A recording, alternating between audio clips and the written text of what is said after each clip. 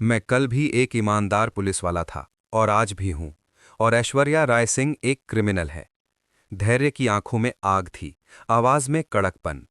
अगर मुझे उस पर शक है तो उस शक को दूर करने का हक भी है। और अगर किसी ने भी मेरी इन्वेस्टिगेशन रोकने की कोशिश की तो मैं उसे सीधे पुलिस स्टेशन में देखूंगा। उसके ये शब्द सिर्फ धमकी नहीं थे, बल्कि आने वाले तूफान की आहट थे। उधर मन्नत के दिल में भी एक ज्वालामुखी फूट रहा था। उसे पूरा यकीन था कि ऐश्वर्या ही सारे खेल की मास्टरमाइंड है और अब वो उससे सच उगलवा कर ही दम लेगी। कहानी का मोड़ शुरू होता है उस हाई प्रोफाइल पार्टी से जहां मन्नत पहुंचती है। बाहर ही धैर्य उसे रोक देता है। माहौल पहले से ही तनाव से भरा हुआ है, लेकिन अंदर कुछ और ही खेल चल रहा है। याशिका सबके सामने बड़े स्टाइल में विक्रांत को प्रपोज करती है। कैमरे चमक रहे हैं, लोग ताली बजा रहे हैं और विक्रांत, वो मुस्कुराकर प्रपोजल स्वीकार कर लेता है। लेकिन उसकी ये मुस्कान सच्ची नहीं है। वो जानबूझकर ये कदम उठाता है, सिर्फ मन्नत को तकलीफ देने के लिए। मन्नत की आंखों में दर्द साफ दिखाई देता है, पर वो चुप रहती है। उसके दिल में अब प्यार नहीं, सिर्फ सच्चाई का मिशन है। दूसरी तरफ ऐश्वर्या दूर खड़ी सब देख रही होती है, लेकिन जैसे ही उसकी नज़र मन्नत पर पड़ती है, उसके चेहरे का रंग उड़ जाता है।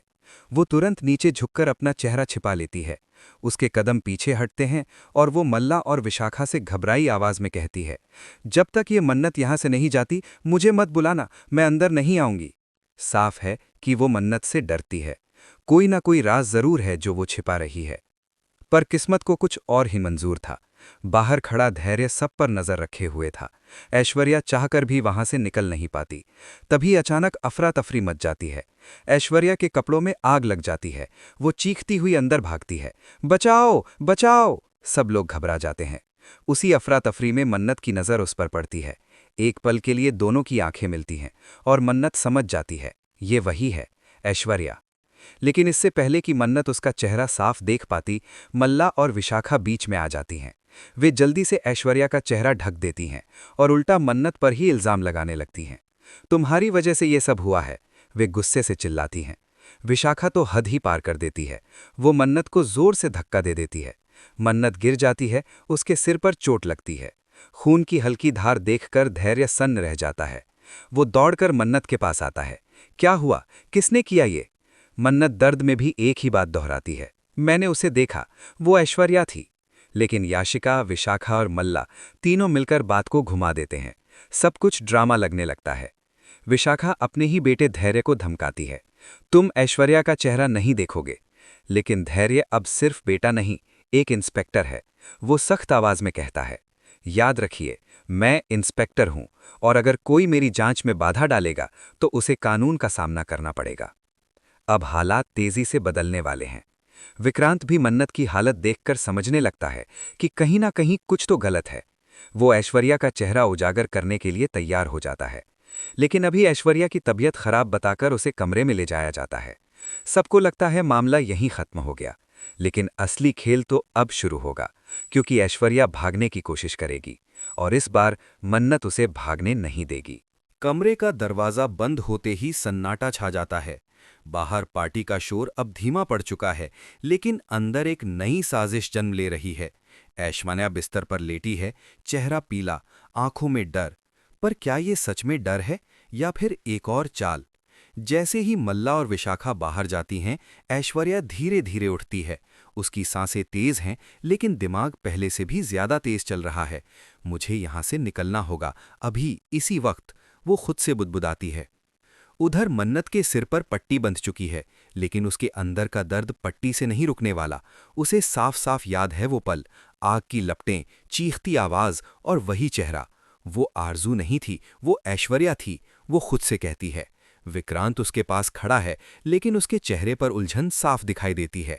वो एक पल के लिए मन्नत की बात मानना चाहता है, पर अगले ही पल उसके कानों में ऐश्वर्या की मासूम आवाज गूंज जाती है, मैंने कुछ नहीं किया। यही उसकी सबसे बड़ी कमजोरी है, वो जल्दी भरोसा कर लेता है। लेकिन इस बार मन्नत चुप नहीं बैठने वाली। वो सीधे विक्रांत की आंखों में देखती है और कहती है, आप हर किसी की बात मान लेते हैं, लेकिन जब मैं सच कहती हूं तो आपको शक होता है, क्यों? उसके शब्द तीर की तरह चुभते हैं। विक्रांत के पास जवाब नहीं है। वो सिर्फ इतना कह पाता है, अगर वो सच में ऐश्वर्या है तो मैं खुद उसका चेहरा सबके सामने लाऊंगा। यही वो पल है जब कहानी नई दिशा लेती है। इसी बीच धैर्य को खबर मिलती है कि ऐश्वर्या अपने कमरे में नहीं है। दरवाजा आधा खुला है, खिड़की की जाली ढीली पड़ी है।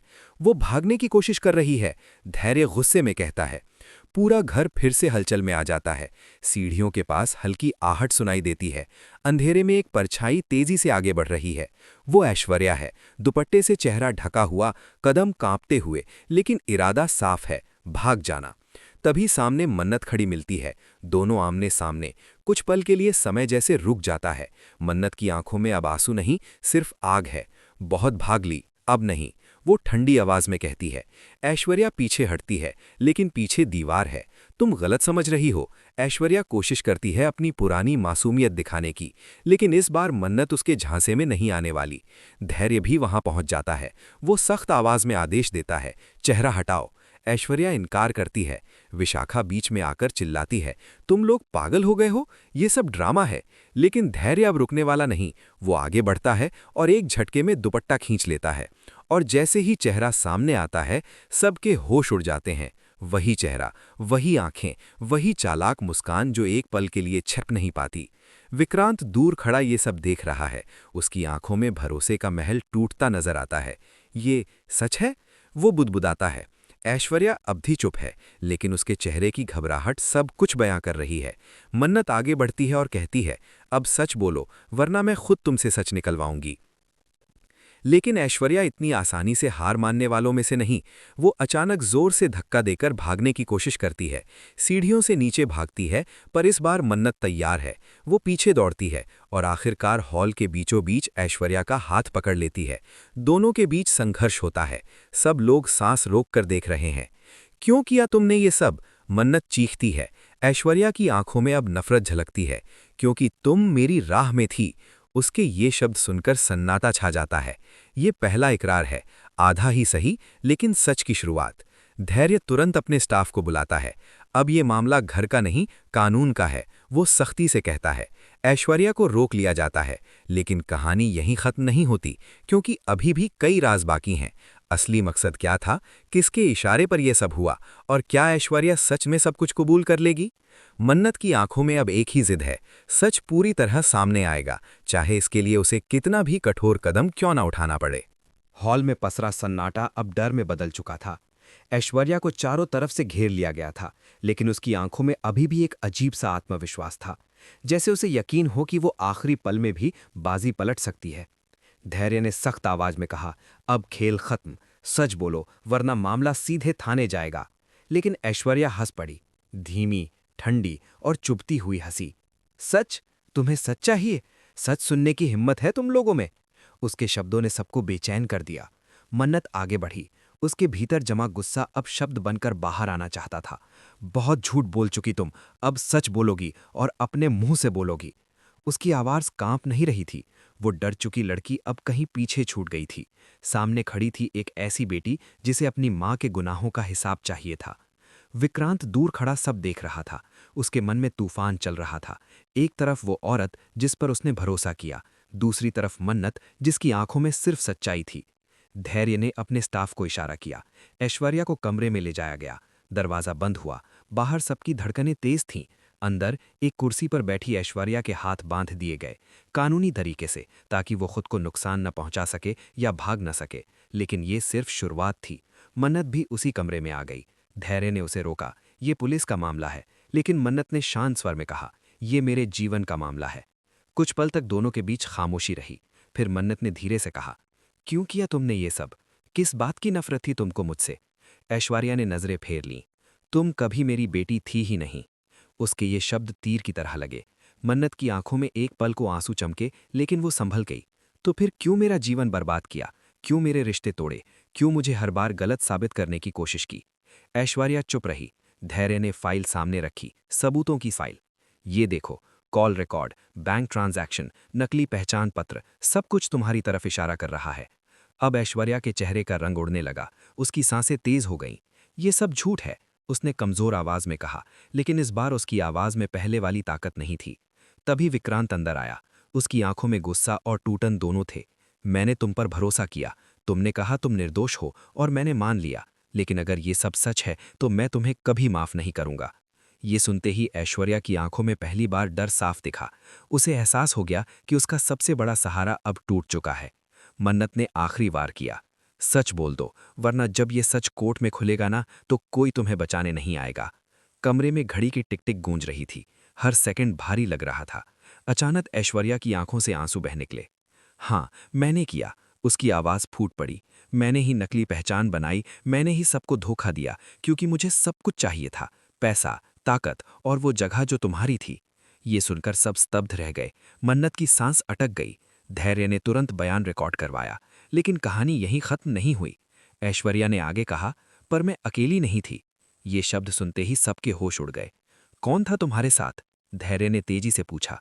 ऐश्वर्या ने नजरें उठाईं और दरवाजे की तरफ देखा। दरवाजे के बाहर खड़ी थी याशिका। कमरे में सन्नाटा छा गया। क्या याशिका भी इस साजिश का हिस्सा थी? क्या उसका प्रपोजल भी एक प्लान था? विक्रांत के चेहरे से रंग उड़ गया। मन्नत की मुट्ठियां बिछ गईं। सच्चाई की परतें अब एक एक करके खुल रही थीं। ऐश्वर्या ने धीमे स्वर में कहा, जो दिखता है वो सच नहीं होता। और उसी पल धैर्य ने आदेश दिया, याशिका को अंदर लाओ। अब असली खेल शुरू होने वाला था। रिश्तों की नींव हिल चुकी थी, भरोसे की दीवारें गिर चुकी थीं, और मन्नत ने ठान लिया था, अब कोई भी सच छिपेगा नहीं। दरवाजा खुला और याशिका अंदर आई। उसके चेहरे पर घबराहट थी, लेकिन वो खुद को संभालने की पूरी कोशिश कर रही थी।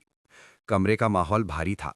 ऐश्वर्या कुर्सी पर बैठी थी, आंखों में अजीब सी चमक, जैसे अब उसे किसी और का नाम लेकर खुद को बचाना हो। धैर्य ने सख्त आवाज में कहा, सच सच बताओ, क्या याशिका भी तुम्हारे साथ शामिल थी? याशिका तुरंत बोली, ये झूठ है, मैं कुछ नहीं जानती। लेकिन उसकी आवाज कांप रही थी। मन्नत उसकी आंखों में देख रही थी, जैसे सच को पढ़ लेना चाहती हो। विक्रांत के लिए यह पल सबसे मुश्किल था। एक तरफ वो लड़की जिसने सबके सामने उसे प्रपोज किया, दूसरी तरफ वो सच्चाई जो हर पल नया झटका दे रही थी। ऐश्वर्या ने धीमे से हंसते हुए कहा, डर क्यों रही हो याशिका, सच तो बताओ, प्लान किसका था? ये सुनते ही याशिका का चेहरा सफेद पड़ गया। धैर्य ने तुरंत अपने लोगों को इशारा किया, फोन रिकॉर्ड और मैसेज हिस्ट्री चेक करो। कुछ ही मिनटों में सच्चाई सामने आने लगी। कॉल डिटेल्स में कई बार ऐश्वर्या और याशिका की बातचीत दर्ज थी, उसी दिन की, उसी समय की, जब पार्टी का ड्रामा हुआ था। याशिका की आंखों से आंसू बहने लगे। मैंने सिर्फ वही किया जो मुझे कहा गया, मुझे लगा बस एक छोटा सा ड्रामा होगा।